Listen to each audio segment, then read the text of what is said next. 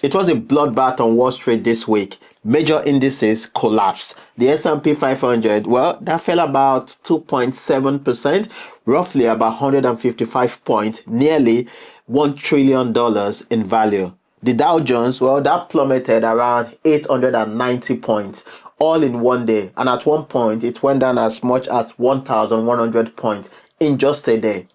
And yeah, the tech savvy Nasdaq, well, that got hit the worst. That went down about 4%, its biggest one-day drop since September 2022.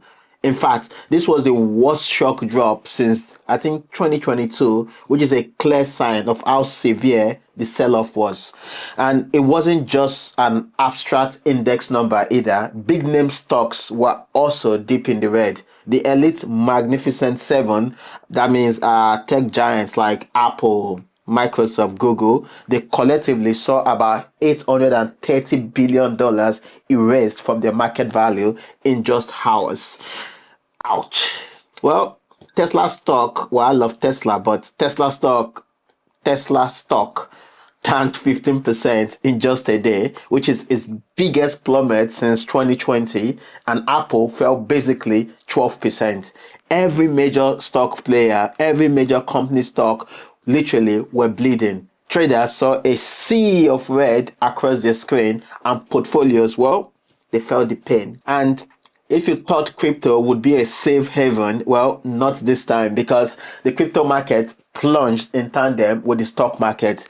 Bitcoin, the flagship cryptocurrency, dropped nearly 4%. Well, that was before it hit 80,000 for the first time in months, right? In fact, at the worst point, it actually hit about 76,700, or is it 73,000? A 4-month low before bouncing back slightly. And let's not even get started with things like Ethereum, Solana, your favorite meme coins and things like that. Overall, the crypto market shed about 6.5% in just 24 hours as over-leveraged traders got hit with nearly 700 millions in forced liquidation.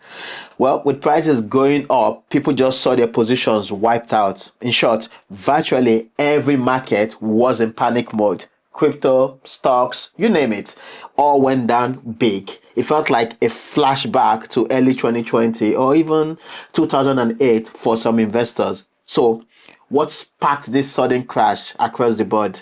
Well, let's try to break down some reasons why this happened. So, how did we go from record high to a full blown out market panic so quickly? The truth is, it wasn't one single event. It was a perfect storm of several factors all hitting at once.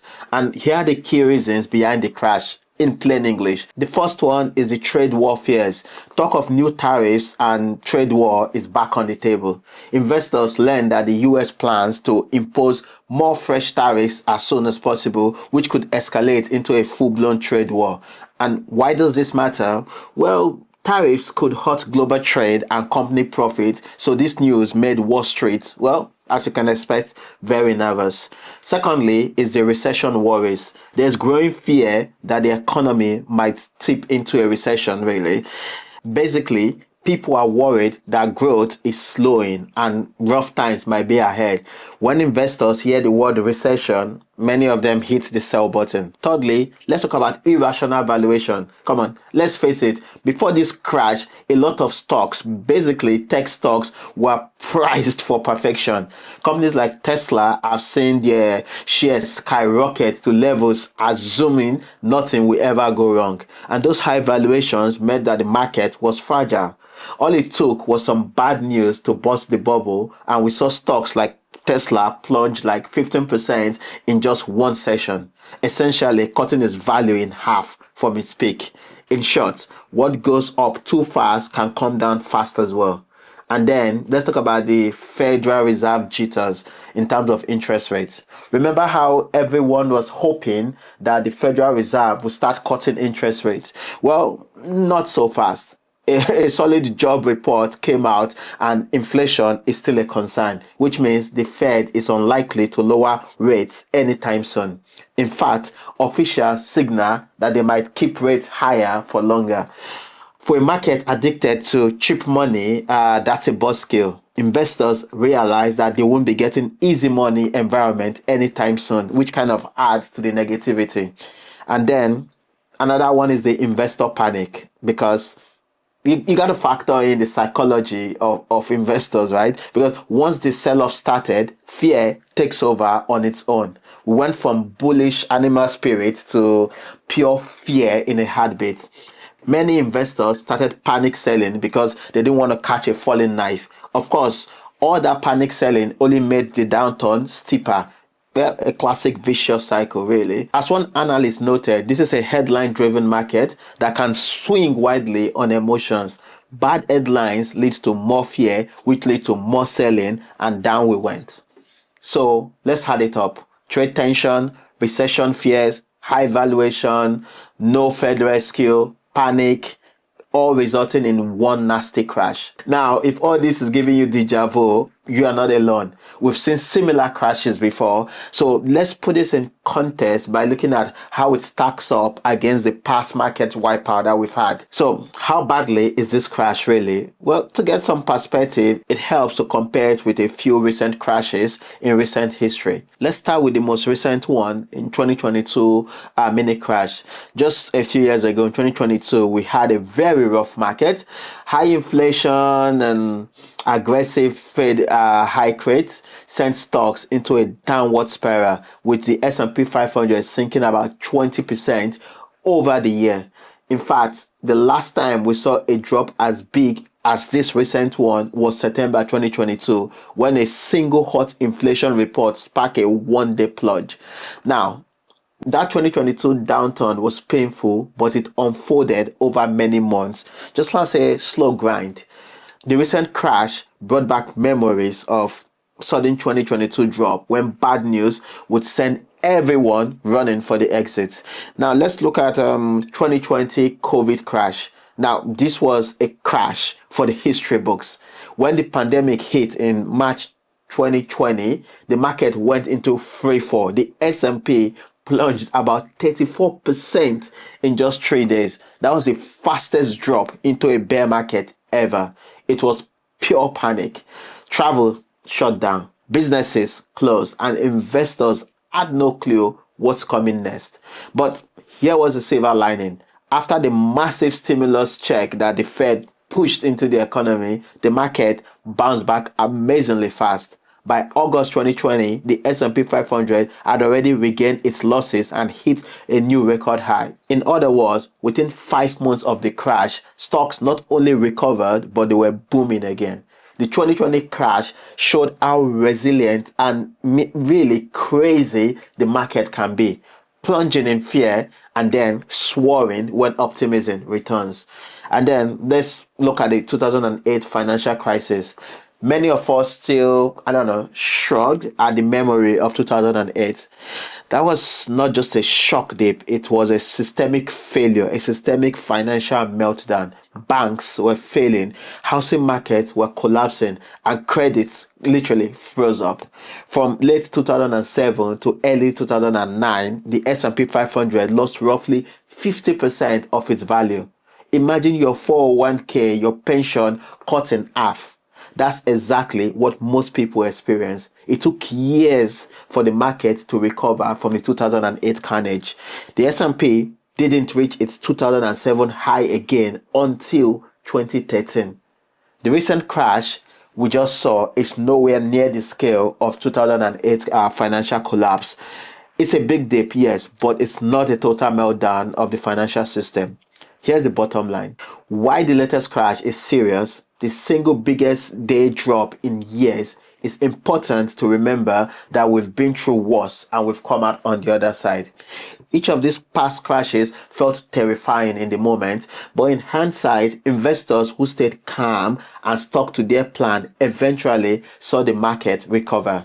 That historical perspective is key to keep in mind. All right. So what can we learn from all this, and what should we do next? Well, here are the main key takeaways from this market crash. Firstly, guys, crashes happen. Market drops are scary but normal. Yes, this was a big one, but such pullbacks are part of the investing journey. And we've seen sharp drops before, like I said, in 2020 and 2008, and the market eventually recover every time. Volatility is the price we pay for the growth potential of stocks and, most importantly, crypto. Secondly, don't panic, just stay informed. I know it's a cliche, but true. Don't panic sell out of fear. The worst thing to do is to sell everything in a frenzy and lock in losses, only to miss the rebound. Take a deep breath, right? Look at the facts behind every crash, which we just did, and you will see that it was caused by specific fears that will likely ease off with time. As one wealth manager noted, this correction was something many expected, and long-term investors who stayed the course could be rewarded when the market stabilizes. So if you have a solid investment plan, just stick to it. And next, there's opportunity in chaos. Believe it or not, a crash can present opportunities.